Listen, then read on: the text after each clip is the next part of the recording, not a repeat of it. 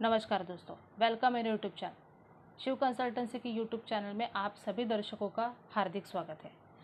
हमने कई दिन पहले शेयर सर्टिफिकेट कैसे बनाना है उसका पार्ट 1 रिलीज़ किया था और उसमें शेयर सर्टिफिकेट को प्रिंट कैसे करना है, क्या क्या प्रिकॉशंस लेने चाहिए, क्या क्या प्रॉब्लम आने के चांसेस है, उसको आप कैसे ओवरकम कर सकते हो, इसके बारे में डिस्कशन किया था। पार्ट 2 में हम ये बताएंगे कि प्रैक्टिकली प्रॉब्लम्स क्या आते हैं शेयर सर्टिफिकेट लिखने के टाइम पे, सीक्वेंस कैसा हो, कैसे आप उसको शेयर्स को डिस्ट्रीब्यूट कर सकते हैं और उसके बाद क्या करना चाहिए। तो इस वीडियो को अंत तक ज़रूर देखिएगा, क्योंकि अगर ये प्रॉब्लम आपको भी आए होंगे तो उसमें आपको सॉर्ट आउट करने में ज़्यादा आसानी होगी। तो शेयर सर्टिफिकेट हाउसिंग सोसाइटी का बहुत ही इंपॉर्टेंट डॉक्यूमेंट है, लीगल डॉक्यूमेंट है। बैंक में लगता है, आपको घर बेचने के टाइम पे लगता है, तो वो प्रॉपर होना ज़रूरी है और ये वन टाइम ही बनता है। तो इसके लिए ये सारी चीज़ें ध्यान में देनी ज़रूरी है। शेयर सर्टिफिकेट बनाते समय शेयर्स को कैसे डिस्ट्रीब्यूट किया जाता है, तो अगर इंडिविजुअल नाम पे फ्लैट रहेगा तो उसमें 10 शेयर का, पहले उसमें 5 शेयर देते थे, लेकिन अभी जो अमेंडमेंट है उसके बेसिस पे 10 शेयर्स को अलॉट किया जाता है अगर इंडिविजुअल मेंबर है तो, और अगर कंपनी के नाम पे आपने लिया है तो उसको 20 शेयर को अलॉट किया जाता है। तो डिस्ट्रीब्यूट करते समय आपको पहले लिस्ट बना लेनी है कि जितने भी इंडिविजुअल मेंबर्स हैं तो उनको आपको 10-10 शेयर अलॉट करने हैं, और अगर कंपनी के नाम पे है तो उसको 20 शेयर। तो जैसे कि पहले पार्ट में हमने बताया था कि आपका एग्जैक्टली कितना शेयर्स है और आपका शेयर कैपिटल कितना है, उसकी आप एक बार लिस्ट ही बना लें ताकि मिस्टेक होने के चांसेस बहुत ही कम हो गए। अभी शेयर सर्टिफिकेट लिखते समय क्या क्या ध्यान में देना है, तो इसके सबसे पहला बात आता है कि जब भी आप लिखना शुरू करेंगे तो उसमें सेल्स एग्रीमेंट में जो सीक्वेंस दिया है उसी को फॉलो करना है। अभी शेयर सर्टिफिकेट इशू किया जाता है जब भी सोसाइटी रजिस्टर हुआ है तो उसके 6 महीने के अंदर या 4 महीने के अंदर आपको शेयर सर्टिफिकेट बनाने की प्रोसीजर पूरी स्टार्ट कर देनी है। तो पहला जो सेल्स एग्रीमेंट रहेगा, जो बिल्डर से आपने हैंड ओवर लेके फर्स्ट वाला एग्रीमेंट है, उसके सीक्वेंस के बेसिस पे ही ये बनेगा। जो नाम पहला है उसका नाम पहला, जैसे कि यहाँ पे इमेज में आपको दिख रहा होगा कि फॉर एग्जांपल फ्लैट खरीदा था मुकुंद खरे, मिलिंद खरे एंड मिसेस मालती मुकुंद खरे, ऐसा ही सीक्वेंस है। तो आपको शेयर सर्टिफिकेट पे लिखते समय भी ऐसा ही सीक्वेंस लिखना है। अगर हो सके तो पूरा नाम लिखने की कोशिश करें, बिकॉज शॉर्ट फॉर्म में बहुत ही प्रॉब्लम होता है आगे जाके। अगर नहीं हो रहा है तो आप मिडल नेम को शॉर्ट कर सकते हैं, लेकिन फर्स्ट वाला नेम और सरनेम को पूरा ज़रूर लिखें। सेम आपको एक्नोलॉजमेंट साइड पे जहाँ पे प्रपोर्शन आता है उसके आपको लेफ्ट साइड में भी सेम आपको लिखना है।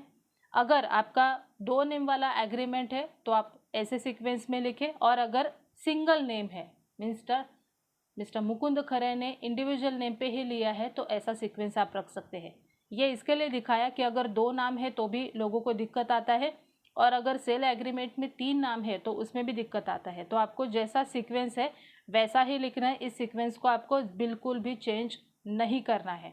अभी ये लिखते समय और एक सबसे इम्पोर्टेंट पॉइंट ये है कि आप 10 शेयर के होल्डर हो तो वहाँ पे वो 10 नंबर आना ज़रूरी है, और अलॉटमेंट कौन से नंबर से कौन से नंबर तक किया है उसको भी आपको वहाँ पे मेंशन करना पड़ेगा। फॉर एग्जांपल मिस्टर मुकुंद खरे को 10 शेयर अलॉट किए गए हैं और वो फर्स्ट मेंबर है और उनका नंबर 1 है, तो इसके लिए 1 से 10 उनको शेयर्स अलॉट किए गए हैं।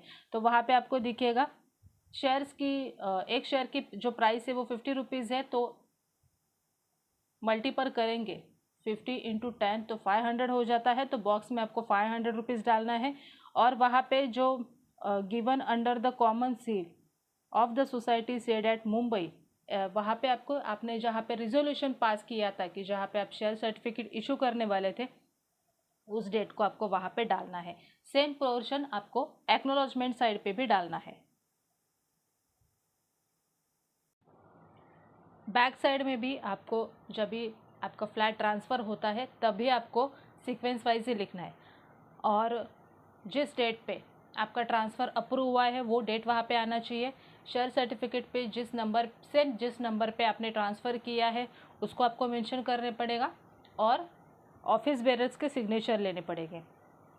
इसका पहले का एक पार्ट ये है कि जब भी आपका शेयर सर्टिफिकेट पूरा कंप्लीट हो जाता है तो उस टाइम पे आपको वहाँ पे राउंड सील वहाँ पे आपको प्रेस करना ज़रूरी है, और इवन सारे जो सीक्वेंसेस बेसिस पे है एक बार उसको चेक करें, बिकॉज अगर आप प्रिंट करवा के लेते हो डायरेक्टली शेयर सर्टिफिकेट तो उसमें उतने मिस्टेक्स कम होते हैं, बट जब भी आप हैंड रिटन लिखने जाते हो तो बहुत टाइम पे ऐसा होता है कि शेयर सर्टिफिकेट बहुत सारे एरर्स आते हैं लिखने के टाइम पे। कभी कुछ एरर आता है, कभी कुछ स्पेल एरर आता है, कभी कहाँ पे डेट का एरर आता है। तो उसके लिए आपको जो एक्सेस आपने प्रिंटिंग करवाया था उसको आप यूज़ कर सकते हैं। राउंड सील बहुत ही इंपॉर्टेंट है और ऑफिस बेरर्स के उसमें साइन भी होना चाहिए। साइन वगैरह होने के बाद जैसे कि कहा था कि चेयरमैन और सेक्रेटरी का वहाँ पे इम्पोर्टेंट है, और एक मैनेजिंग अथॉरिटी कमेटी का आपको वहाँ पे लेना पड़ेगा। अगर वो नहीं पॉसिबल है तो आप ट्रेजरर को भी अप्रूव करवा सकते हैं और ट्रेजरर का उधर सिग्नेचर ले सकते हैं। ट्रांसफ़र जैसा होता है वैसे ही आपको करवाना है। अभी कभी कभी क्या होता है कि बहुत साल हो जाते हैं, बिल्डिंग पुरानी हो जाती है, तो उसमें जब भी ट्रांसफ़र होते समय कभी कभी लोगों से पुराना वाला शेयर सर्टिफिकेट खो जाता है, या कभी कभी लोग उसको लैमिनेट करवा देते हैं, तो ट्रांसफ़र करवाना मुश्किल होता है। फिर सोसाइटी को क्या है वो वापस लेना चाहिए जो पुराना वाला शेयर सर्टिफिकेट है उनके पास, भले उन्हें लैमिनेट किया हो लेकिन उसको आप वापस ले लो, उसको आप काट दो और फिर नया उनको नया मतलब डुप्लीकेट शेयर सर्टिफिकेट इशू करें। नया मतलब पूरा नया नहीं, वहाँ पे डुप्लीकेट ऐसा वर्ड आना ज़रूरी है। डुप्लीकेट आपको शेयर सर्टिफिकेट बनाते समय बहुत ही इम्पोर्टेंट चीज़ ध्यान में रखनी है कि सीक्वेंस जैसा पहला था वैसा ही रखना है आपको। ऐसा नहीं कि नया है तो नए नाम पे नया इशू होगा, क्योंकि बहुत सारे लोग यहाँ पर ही मिस्टेक कर देते हैं। जैसे आपने पहले इशू किया था शेयर सर्टिफिकेट वैसा ही सीक्वेंस रहेगा, वही डेट वही सब आएगा। हाँ, लेकिन चेयरमैन सेक्रेटरी शायद वो नहीं रहेंगे तो उनकी साइन अलग आ सकती है, उसमें कुछ प्रॉब्लम नहीं आएगा, बट सीक्वेंस आपको वही रखना है जो आपने फॉर एग्जाम्पल मुकुंद खरे ने पहला फ्लैट परचेस किया था बिल्डर से, तो भले ही मुकुंद खरे ने किसी को बेचा हो और वो डुप्लीकेट शेयर सर्टिफिकेट मांगने आया हो, फिर भी पहला नाम शेयर सर्टिफिकेट पे मुकुंद खरे का ही आएगा और वो डेट सारी वही डिटेल्स आएंगे। ये आपको ध्यान में रखना है। शेयर सर्टिफिकेट कंप्लीट हो जाने के बाद फिर शेयर रजिस्टर में आपको उसकी एंट्री करवानी है। अगर फर्स्ट नंबर से आप इशू करवा रहे हो तो आपका पहला वाला पोर्शन है वो फिलअप होगा, और जैसे जैसे ट्रांसफ़र होते जाएंगे तो उसके सामने आपको ट्रांसफ़र का नंबरिंग डालना है।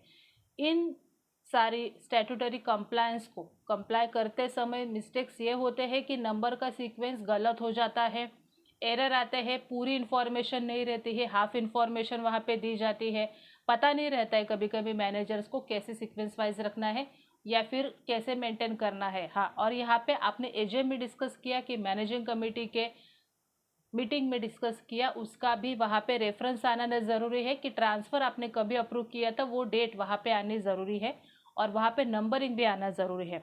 तो ऐसा है ये जो पार्ट 2 बनाया है, जितने भी प्रॉब्लम्स आते हैं लोगों को उसके बेसिस पे बनाया है। अगर आपको ऐसा लगता है कि इसमें से कोई पार्ट छूट गया है तो आप हमें कमेंट बॉक्स में कमेंट डाल के पूछ सकते हैं, उसको हम ज़रूर आपको सॉर्ट आउट करके दे देंगे।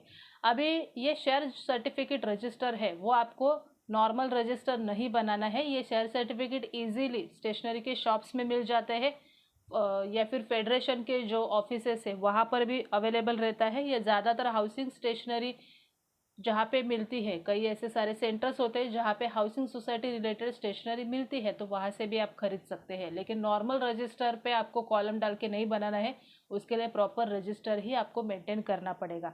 तो ऐसा है ये वीडियो कि पार्ट 1 और पार्ट 2।